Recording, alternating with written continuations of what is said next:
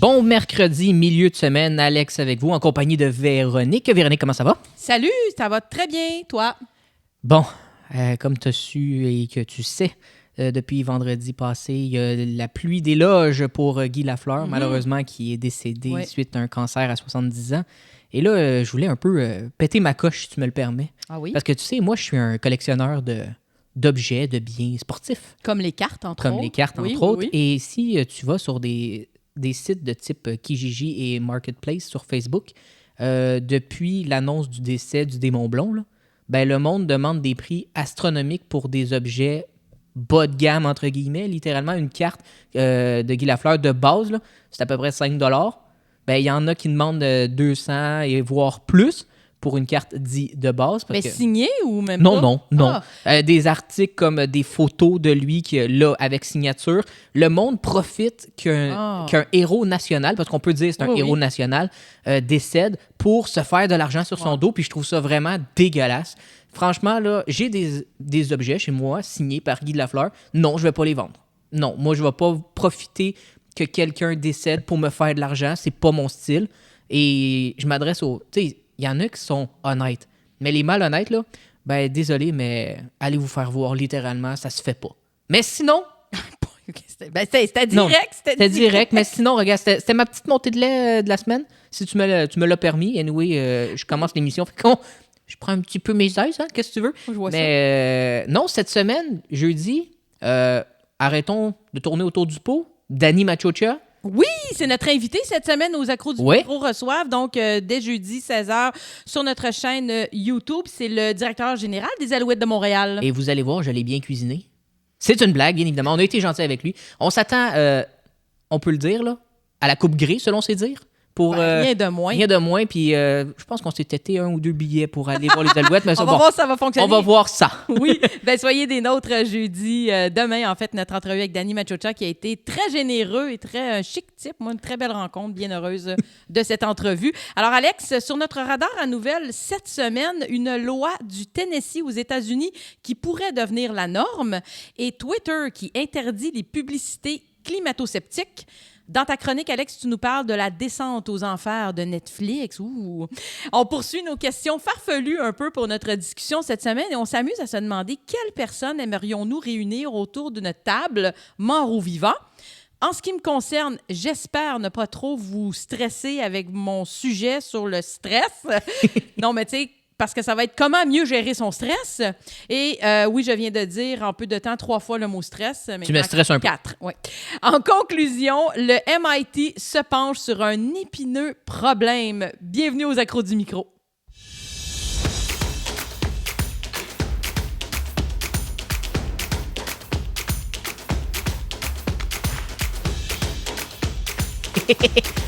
Si vous suivez l'émission à chaque semaine, habituellement, c'est un petit loop de 7 secondes. Là, j'ai mis celui de 16. Ça me tentait tu que me ça laisses soit du plus, temps pour plus relaxer, me Oui. décompresser, parce que comme tu l'as dit, il ne faut pas être stressé. Non, moi, je vais te parler de la loi Bentley au Tennessee qui a été votée à l'unanimité au Sénat.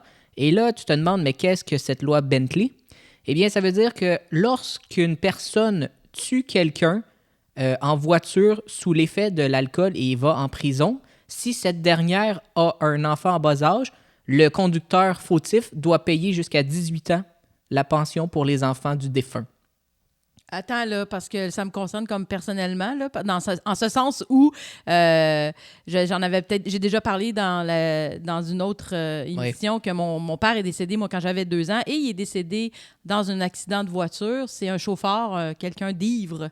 Qui t'a enlevé ton papa. Oui, exactement. Eh bien, donc là, tu es en train de me dire que... Au Tennessee, ça a été voté à l'unanimité. Si ma mère, elle aurait été payée... Ma pension alimentaire a été payée par la personne qui a tué pas mon nécessairement père. pas pension alimentaire, une pension jusqu'à 18 ans, scolarité et tout. Là. Ah ouais! Et si cette personne qui fait de la prison, parce qu'habituellement, tu vas en prison si tu tues quelqu'un sous l'effet de l'alcool. Pas en 1982. Non, mais en 2022, désolé, les choses ont changé. Oui. Ben, tant mieux. Et exemple, le détenu ne peut payer, parce que ça se peut, quand tu vas en prison, tu n'as plus vraiment de sous. Tu as 1 an pour payer la totalité que tu y dois. Et habituellement, tu peux pas. Donc, tu retournes en prison. Ah, wow, OK. Ouais, non, c'est très sévère. Est-ce que ça va devenir... C'est rigide un peu, mais... Est-ce que ça va devenir une norme?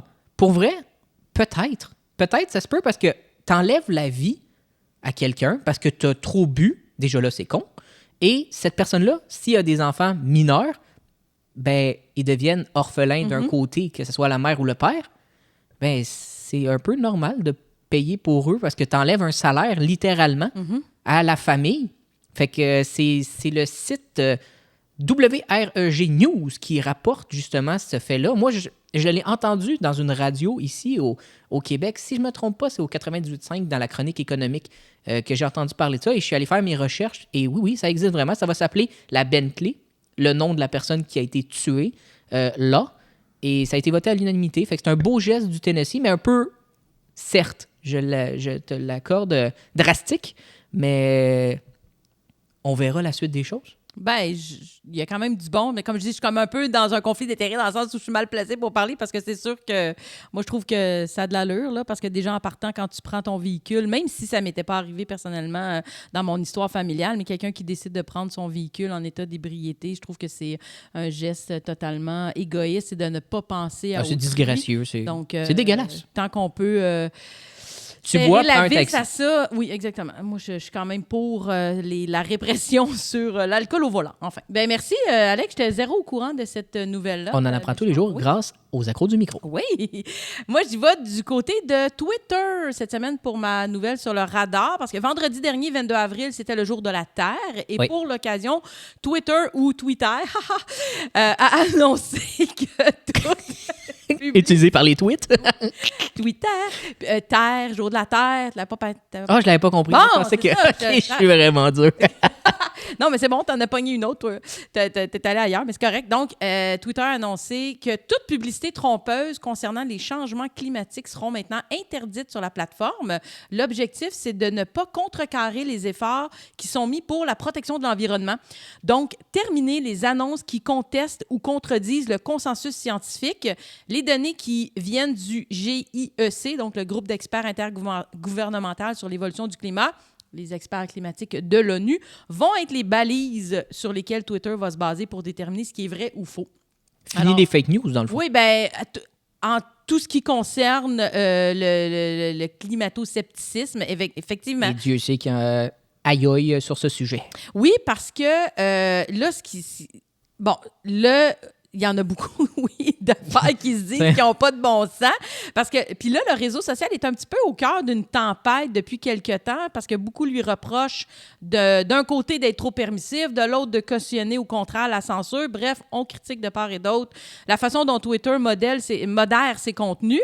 Puis dans un communiqué, Twitter a déclaré « Nous pensons que le climato-scepticisme ne devrait pas servir à générer des revenus sur Twitter et que les publicités trompeuses ne devraient pas distraire des conversations importantes sur la crise climatique. » Mais là, ce qui arrive, par exemple, en ce moment, c'est que là, on a appris, je pense que c'est hier, que Elon Musk, ben oui, j'allais justement te le dire, l'homme d'affaires, a racheté, il voulait, et là, ça s'est conclu, je pense, pour 44 milliards. Si 44 milliards, oui. Donc, il vient d'acheter le média social, mais lui, il va en faire une entreprise privée, mais lui, en contrepartie, il souhaite...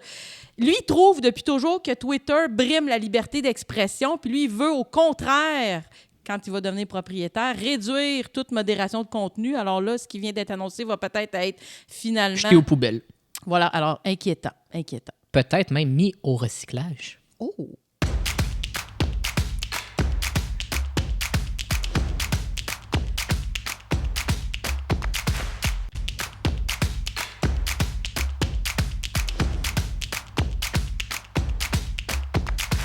Tu finis de jouer avec la console, tu te reprends parce que tu as raté le premier jingle de l'émission, là? J'ai fait exprès, là, je t'ai eu sur toute la ligne, tu as mordu à l'hameçon.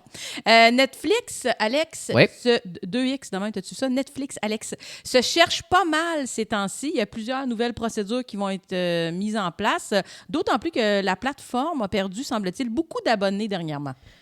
200 000, pour être plus précis, abonnés ont quitté et se sont désabonnés de cette plateforme qui, autrefois... était la seule plateforme digne de ce nom pour écouter une bonne série ou des bons films. Mais depuis l'arrivée de, pour en nommer que quelques-uns, Prime Video, Disney+, Crave, Netflix se cherche. Netflix Netflix n'est plus comme dans le temps. Et tu l'as dit d'entrée de jeu, pense même mettre des publicités, car c'était la seule plateforme streaming qui n'avait pas de publicité, autre les siennes. Ouais. C'est quand même gros dans le domaine du web et du streaming.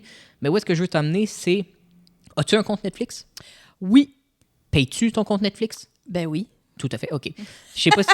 Mais je le fais partager. Tu le fais partager et tu te rappelles, il y a quelques temps, je t'avais parlé que Netflix pensait aller au Chili, au Pérou, pour faire payer justement un mot de passe pour le partage. Eh bien, ça sera chose faite 100%. Le PDG de Netflix l'a annoncé cette semaine, comme quoi que le projet va de l'avant.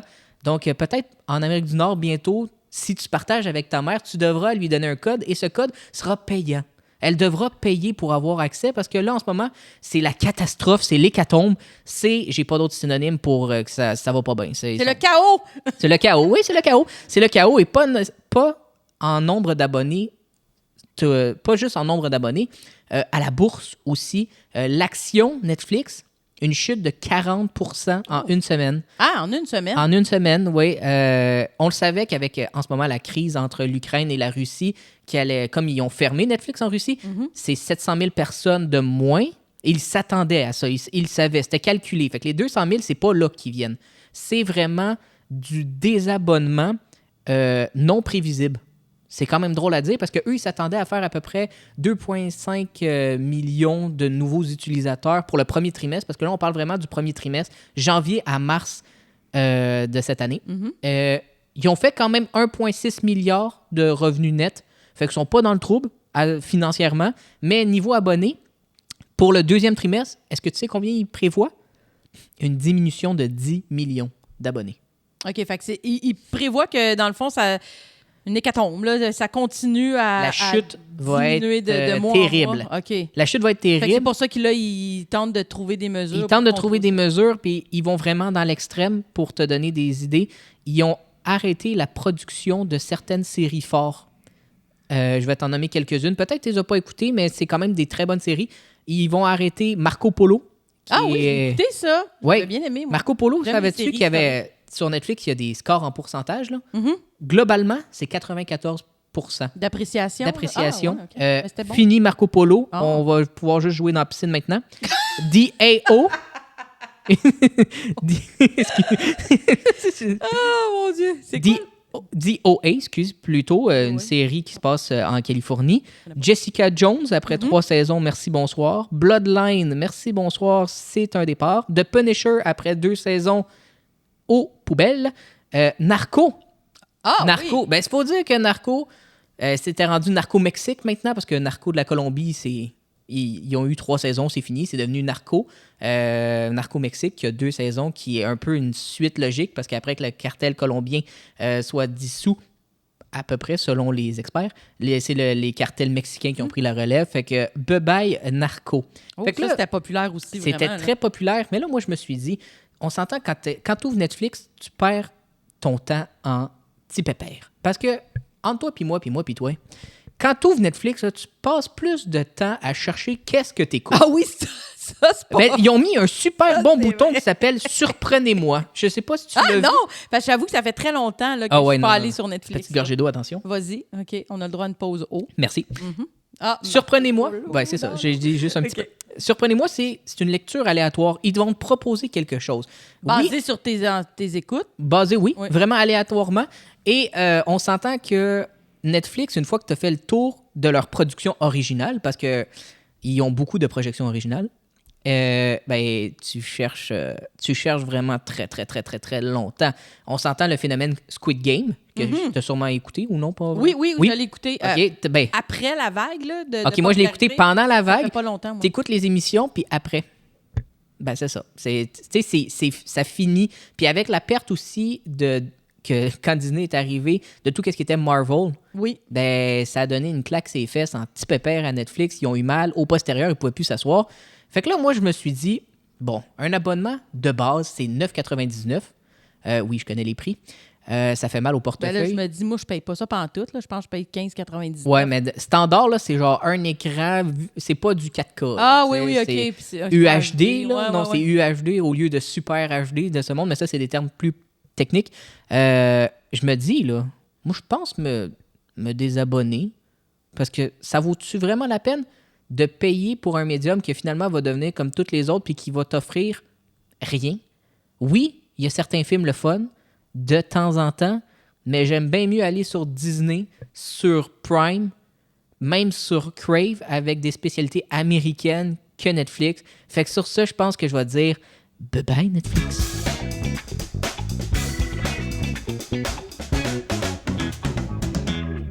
Cette semaine, à la discussion, Véro, si tu le permets, je vais te poser cette question. Les gens que nous aimerions réunir autour d'une table pour discuter vraiment de tout et n'importe quoi. J'imagine que tu as préparé une petite liste, mais juste avant, moi, je vais te dire, là, je les ai mis par catégorie. Ah, OK. Ben oui. Parce que là, on s'était donné comme consigne, ça peut être des gens qui soient morts ou vivants. Ça peut être des gens du passé, aucun problème là-dessus, ou des personnes actuellement en vie qu'on pourrait rencontrer. Donc, soit des modèles, des gens qui nous inspirent, des gens qu'on aimerait rencontrer ou avoir des discussions. Totalement. Bon, ben, oui, OK. Ben, toi, tu es allé par catégorie de... Je suis allé, eux que je veux rencontrer pour discuter, puis les sportifs que je veux discuter avec eux. Fait que t'as sportif d'un bord puis du monde pas sportif, finalement. C'est ça. Catégorie. J'ai deux standard. catégories. OK, c'est pas si pire. Mais comment tu veux qu'on débute? Parce que moi, j'ai pas mis ça par catégorie. Ah non, moi, je voulais juste te dire que j'ai mis ça par catégorie. Ben, je vais commencer, si tu me permets. Oui. Ben, parce que là, c'est très drôle en plus, parce que c'était même pas planifié. Tantôt, on en a parlé brièvement, mais la première personne, là, c'est le petit bout cheesy de la discussion, là. Mais c'est ça, la première personne que j'aimerais pouvoir rencontrer pour le connaître, c'est mon père, comme je l'ai dit tantôt, là, puis là, c'est m'arrêter d'en parler. Mais le pire, c'est que j'en parle tellement peu dans ma vie. Les gens, je pense, m'ont jamais entendu parler vraiment de mon père. C'est normal dans le sens que je le connais pas. Donc, comme je disais tout à l'heure, mon père est décédé quand j'avais 2 ans, donc nécessairement, je n'ai aucun souvenir de lui. Je ne l'ai pas connu. Donc, j'aimerais pouvoir le réunir à ma table de convives pour apprendre à le connaître, pour le voir, l'entendre, découvrir qui il est comme personne, parce que là, depuis toujours, j'en ai des échos, mais par la bande de ma mère ou de mon parrain, ma marraine, de qui mon père était très proche également. Mais c'est ça. Ça serait la première personne que je choisirais à réunir à ma table. À ma droite, tiens. À ta droite. Vas-tu faire les 12 apôtres, là? Tu vas toutes les nommer. Genre, bon, pour mon dernier repas, je sélectionne. On fait un repêchage, comme dans le sport. Alors, choisis au premier rang ton père. Le premier rang, pardon. À ton tour. On va y aller, je pense, un à la suite de l'autre. Un à la suite de l'autre. Parfait. Je vais commencer par les personnes un peu, monsieur, madame, tout le monde, si tu le permets bien.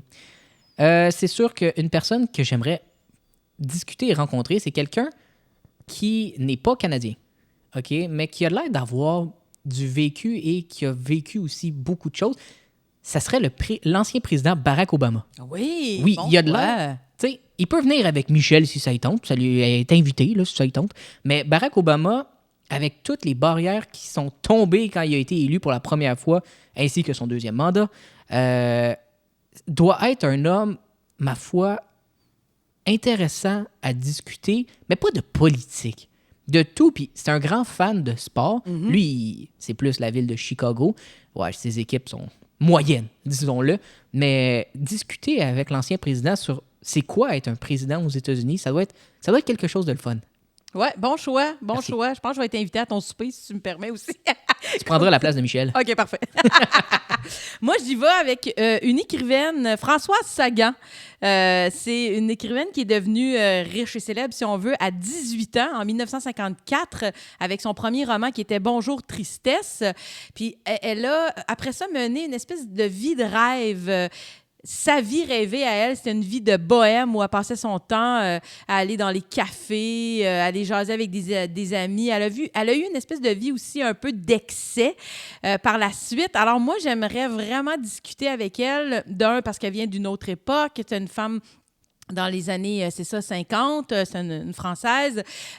Puis de parler de cette liberté-là, je la trouverais très inspirante. J'aimerais bien la réunir. Une belle brochette à date. Oui, absolument. Mais là, en plus, on n'a même pas dit qu'est-ce qu'on allait manger. Si on le fera dans une autre... Alors, c'est pas vrai. Du pain et du vin. on va jusqu'au bout. Oui, c'est ça.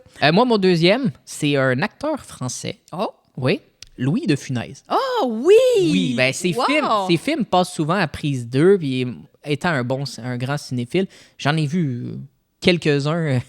Et pour moi, c'est un pilier du cinéma français. Oui, tellement.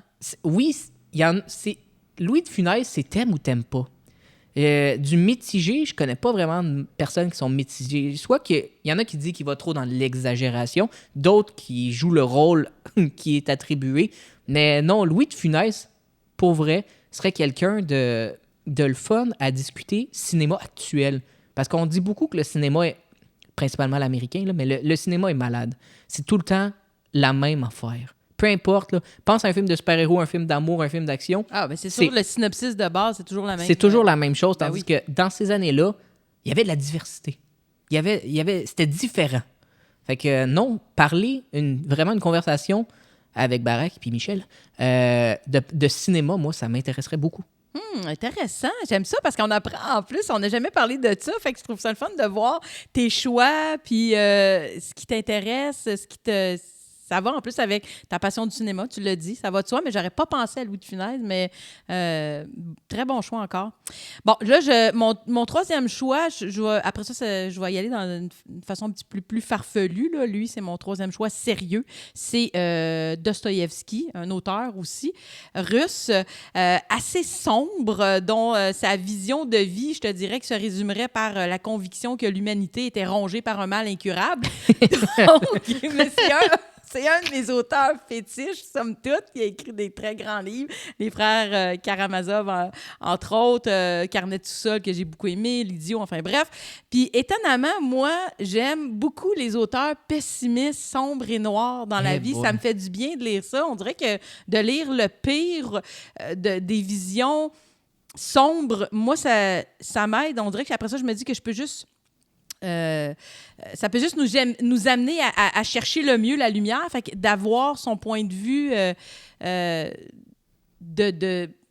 d'auteur de cette époque fin 1800, si on veut, mi-1800, là, en Russie.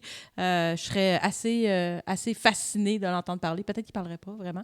Il écrivrait plus. Il y avait plein de problèmes en plus.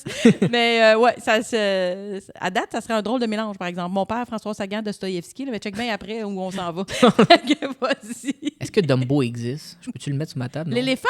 Non, ça aurait... Ben oui! Non, je vais aller dans le domaine musical. Il n'est pas mort, la personne que je vais sélectionner. C'est... le chanteur et rappeur Eminem. Ah! Ouais. Hey, OK, tu m'étonnes vraiment avec tes choix. J'aime non, Eminem, appelez-le comme vous voulez. 8 Miles pour ceux qui ont vu le film. Marshall, you know. Ouais. Il l'a tellement pas eu facile, puis c'est quelqu'un qui a su tirer son épingle du jeu dans dans de la musique très afro-américaine. Lui, c'était le petit blanc de la gang. Le monde est comme... tu vas faire même pas une journée ou deux, là, tu seras pas connu. Puis quand il était plus jeune, moi, je prendrais le Eminem des années 2000. Pas le début, puis pas lui de maintenant. OK. Vraiment, lui du milieu. Là. Où est-ce que ses chansons sont pas mal tous cultes, quoique maintenant, les anciennes le sont. Les nouvelles, un peu moins. Parce que justement, quand tu portais attention aux paroles, il y avait toujours un message. Puis je vais toujours me rappeler d'une des chansons qui avait chanté, rappé plutôt, qui parlait aussi du rapport avec sa mère. Parce que Eminem, Marshall, ne l'a pas eu facile, souvent exclu des écoles, mauvaise relation avec sa mère qui était toxicomane aussi. À un moment donné, ils ont arrêté de se parler même, littéralement. Mais elle le suivait quand même. Puis on apprend dans cette chanson-là que les ponts ont été... soudé envers sa mère. Fait que c'est sûr que lui, c'est le côté plus philosophique de la musique et son parcours assez atypique en tant que jeune délinquant de Détroit. Intéressant. Ouais. Intéressant. Et Dumbo, bien évidemment. Et bien évidemment. OK, là, je vais peut-être te surprendre. Vas-y. Moi, j'y vais avec la reine Élisabeth II. Là, moi, j'ai écouté... Morte ou vivante? Hein? Non, là... Quelle année? 96 ans, elle te répondra rien. Peu importe, à n'importe quel moment dans sa vie, ça peut être en ce moment. C'est sûr que là, elle va pas super bien, je pense. Là, mais moi, j'ai écouté la série The Crown, qui était d'ailleurs sur Netflix. Ah, ma mère, elle a adoré. C'est vraiment... Moi, j'ai été fascinée de découvrir le personnage de la reine, là, dans le sens de sa discipline, son devoir, sa vie dédiée à son rôle au détriment de sa propre personne. Elle s'est carrément effacée derrière sa fonction. Donc, il y a quelque chose de super estimable là-dedans, puis tragique à la fois.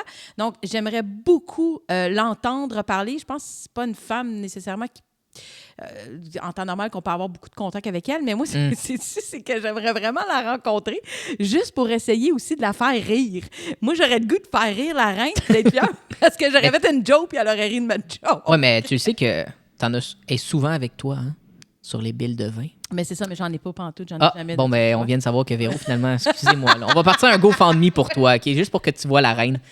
Il t'en reste-tu? Moi, j'ai ma deuxième table. Ma table sportive, vas-y. si tu permets. Je vais pas faire 1, 2, 3, 4, je vais juste te dire les choses comme elles le sont. Dis-les-moi, il me reste 2 personnes. Je les dirai après back-à-back. Vas-y. Moi, là, j'ai vraiment parlé du côté artistique de la chose. Là, maintenant, j'irai du côté sportif parce que tu me connais, grand adepte du sport.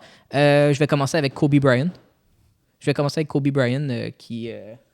Qui est bonjour. OK, bref, il y a quelqu'un qui cogne. Bah, c'est pas grave. Kobe Bryant, qui on a malheureusement perdu il y a 2 ans d'un accident d'hélicoptère avec sa fille et plusieurs autres personnes. On les oublie souvent, ceux-là, mais il y a eu des familles décimées aussi.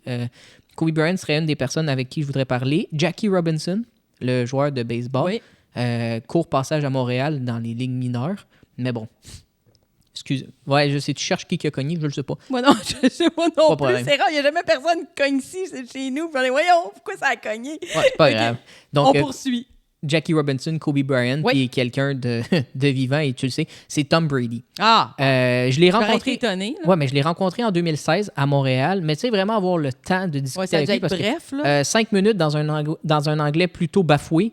OK, mais t'as pu quand même y parler un peu. C'était pas juste allô, signe-moi telle affaire. Là, non. J'ai eu 5 minutes. Mais 5 minutes, top chrono, même pas. Là. Il y avait ses gardes du corps avec lui et tout ça. Là, tu l'approchais pas. Sinon, là, j'ai été chanceux en tabarouette. Et je remercie tout le temps mes parents quand même de m'avoir permis de rencontrer mon idole. Ben, c'est une belle table sportive. Moi, je vais terminer avec 2 personnes. Céline Dion, ben, juste parce que c'est Céline Dion, honnêtement. On dirait que je voudrais faire le party avec elle. Puis en même temps, j'ajouterais Xavier Dolan. Lui aussi, j'aimerais ça faire le party avec lui. Et Céline. Moi, Xavier Dolan, je l'adore. Je le trouve éloquent, brillant, cultivé, libre. Je l'admire beaucoup. Donc, je le joindrais à ce beau party avec Est-ce que son père viendrait avec des tacos? Non. Paso mucho plaisir ce soir. Du poulet jeudi. OK, ben, nos 2 belles tables, puis on pourrait s'inviter l'un et l'autre. Hein? On serait gentils comme ça. Donc, tu rencontrerais mes invités, moi, je rencontrerais tes invités. Puis, ça nous permettrait finalement de doubler nos rencontres. On verra.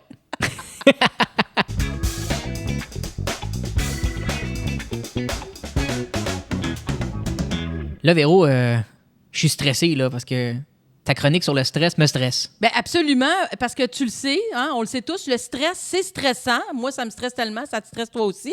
Moi, je suis de nature, au départ, à beaucoup m'en faire. Beaucoup trop, mais vraiment beaucoup trop. Un petit peu. Tu commences à me connaître, c'est bon. Je décortique chaque petite affaire. Je me questionne sur le sens d'un mot, d'une phrase, d'un geste, d'un silence. Je stresse pour un rien, puis je pense qu'on peut dire que je suis aussi anxieuse, alors beau portrait. Mais il y a une différence entre le stress et l'anxiété. Le stress, c'est une réaction du corps, c'est une réponse physiologique quand on est exposé à un état de perturbation, comme une menace physique ou psychologique. Mais le stress a un but, hein? C'est de garder notre corps en alerte, justement pour le protéger. Et chaque personne réagit différemment au stress, tout dépend de ses moyens d'adaptation. Alors que l'anxiété, c'est le fait de se créer soi-même un stress, à l'exagérer ou le redouter avant même que ça existe. Donc, c'est l'anticipation d'une menace future. Mais là, avant de poursuivre, je veux faire une mise en garde ici. Là. Moi, le sujet m'intéresse vraiment beaucoup. En fait, tout ce qui touche à la psychologie. Oui, on commence à savoir. Psychologie, émotion, santé mentale, à l'humain. Mais je suis aucunement une spécialiste ni une référence à la matière. Là. Je fais des lectures, je glane des informations ici et là pour en faire le sujet de chronique, mais de façon bien humble. Je prétends pas parler au nom de la science officielle. Alors, pour de plus amples informations, consultez des professionnels de la santé. Wikipédia. Wikipédia. Non, allez voir votre médecin. Alors, cette semaine, je voulais me pencher sur le stress. Parce qu'on peut dire que les temps sont stressants. Hein? Beaucoup de facteurs externes, globaux, sociaux, mondiaux sont potentiellement des sources de stress actuellement, en plus de tous les autres petits stress que chaque personne peut vivre au quotidien en fonction de sa situation. Et là, je tombe souvent, ça a l'air, sur les... Attention, tu vas te faire mal, à ton âge. Sur les recherches, je suis tombée merci beaucoup, sur les recherches de Sonia Lupien, doctorante en neurosciences, titulaire de la chaire de recherche du Canada sur le stress humain et professeure titulaire au département de psychiatrie de la faculté de médecine à l'Université de Montréal. Bon. Moi, quand ton titre prend 3 lignes, je trouve ça saisissant. Toi, Véro, qu'est-ce que tu fais? Animatrice des accros du micro? C'est vite réglé. Bon, fait que comment dire, genre, je suis pas grand-chose, finalement, une petite ligne, 2-3 mots. Comment le stress surgit-il? Ben, c'était ma question. Mais je savais, je le voyais dans tes yeux stressés. Il nous tenaille les entrailles quand le cerveau détecte une menace et produit alors des hormones de stress. Mais comment on peut diminuer son stress? C'est en ciblant là où les sources pour mieux les gérer. Et voici où Sonia Lupien nous éclaire. Il existe 4 caractéristiques qui font augmenter les hormones de stress. C'est soit le contrôle faible, l'imprévisibilité, la nouveauté et l'ego menacé. L'ego menacé. Oui, alors on va décortiquer ça un petit peu. S'il vous plaît, parce que là, je connais nouveauté, c'est ça. L'imprévisibilité aussi. Oui, c'est quelque chose d'imprévisible. Voilà. OK. Bon, là, je vais décortiquer un peu chacun d'eux brièvement, mais les détails et exemples sont tirés du livre de Sonia Lupien, dont je vais vous donner la référence à la fin de la chronique. Donc, d'abord, le contrôle faible. Ça consiste à sentir qu'on n'a pas ou peu de contrôle sur une situation devant laquelle on se trouve. C'est l'idée du sentiment de contrôle qui est primordial ici. Donc, c'est le sentiment de non-contrôle qui va provoquer la réaction au stress. Exemple, votre conjoint ou votre conjointe vous quitte. Alors, on peut sentir que là, dans ce cas-là, tu n'as pas vraiment le contrôle. Ça, c'est un facteur de stress.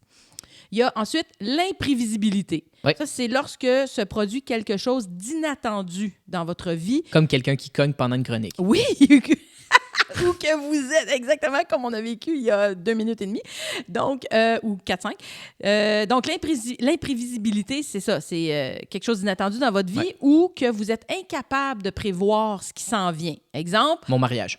Ouais, exactement. Ça, hein? c'est bon. Il écoute-tu le gars? Ou on peut, un autre exemple, on vous annonce que vous perdez votre emploi puis que vous devez quitter d'ici la fin de la semaine. Donc, plutôt stressant, c'est vrai. Situation stressante. Imprévisible. Il y a la nouveauté. Ça, c'est quand on est devant une situation qu'on n'a jamais expérimentée. Exemple, une première journée dans un nouvel emploi. Ça, c'est facteur de stress aussi qui va déclencher les petites hormones de stress. Et la 4e caractéristique, c'était l'ego, et c'est l'ego menacé. Oui, l'ego. Votre ego, personnalité, est menacé par une situation. Vous avez le sentiment qu'on doute de vos capacités. Exemple, mettons qu'on va se moquer de vos compétences quand vous êtes en ski. L'espèce de petit pincement à l'intérieur là, que vous ressentez, c'est ça, c'est une réponse au stress. Là. Quand tu sens qu'on t'attaque personnellement. J'ai jamais fait de ski, fait que ça se peut. Mais mettons, si tu danses ou je danse pas, mais tu peux... mais peut-être que tu danses pas parce que tu sens ton ego menacé. Enfin, non, parce que j'ai pas de coordination. Mais bon, regarde, ça, c'est une autre histoire. J'ai de l'air plus... Ah non, regarde, je vais pas là. de voir à ton mariage. Oh, je vais pas là. Bon. Là, comme il est impossible d'éliminer complètement le stress et qu'il faut plutôt apprendre à vivre avec parce que il y a tout de même son utilité dans notre vie. Ce qui est fondamental et qui va aider, c'est de découvrir quel stresseur est le plus présent ou dominant dans sa vie pour pouvoir le déconstruire et ainsi gérer le stress. Donc, est-ce que la situation me stresse parce que j'ai l'impression de manquer de contrôle, parce qu'elle est imprévisible, parce qu'elle est nouvelle ou menace-t-elle mon ego? Et là, une fois identifié, on est beaucoup mieux placé pour agir et trouver des solutions propres à la ou les caractéristiques appropriées. Alors, pour aller plus loin, vraiment, je vous suggère le livre de Sonia Lupien, Par amour du stress, aux éditions Va Savoir. La nouvelle édition a été revue et augmentée justement en 2020. J'espère que ça ça peut avoir un petit peu apaisé votre stress. Un groupe de scientifiques du Massachusetts Institute of Technology, MIT pour ceux qui connaissent plus l'acronyme, tente de résoudre un mystère que beaucoup de gens tentent depuis très longtemps. Et là, je te vois, es-tu stressé de qu'est-ce que je vais parler? Eh bien, oui, c'est imprévisible. Je vais te parler des biscuits Oreo. Oh! En plus, j'adore les biscuits Oreo. Comment diviser... Ouais, calme-toi, Véro. Comment diviser le biscuit à la perfection? Ah, ça, c'est tout un art. C'est tout un art. Et selon CNN, le groupe, ils ont conçu une nouvelle machine. Est-ce que tu sais comment ça s'appelle? L'Oréomètre. OK, mais ils ont donc bien du temps, puis de l'énergie, puis de l'argent pour des affaires un peu futiles, même si j'adore le... Bienvenue au MIT. Mais est-ce que tu sais que si tu vas sur le site gifthhub.com, tu peux aller chercher le Oréomètre et le fabriquer toi-même. Il y a les étapes comment fabriquer son Oréomètre. Pour pouvoir séparer à la perfection. Les deux biscuits et la crème au centre. Oui, c'était le but de l'exercice scientifique. C'est quelle force faut-il pour vraiment séparer et qu'il n'y ait aucune garniture et un biscuit propre. Je vais te décevoir. La machine n'a pas fonctionné encore. Ils n'ont pas trouvé le calibrage exact pour le séparer. Il reste toujours un petit peu de crème. C'est pas un biscuit lisse. Et l'autre, il manque un peu de garniture. Mais c'est quand même une étude qui a apparu dans la revue American Institute of Physics. Comme quoi, les Oreos, c'est scientifique. Oui. Moi, je suis tombé sur cette nouvelle-là sur le site de La Presse dans la section Science. Ah, ben... Aïe. Moi, je trouve que c'est plus insolite, surtout que CNN en parle comme si c'était la découverte de l'année. Hey, excuse-moi, champion, c'est 2-3 personnes qui avaient du temps à perdre qui ont dit « Hey, on va séparer un Oreo. Ouais, comment est-ce qu'on fait? Réfléchissons-y.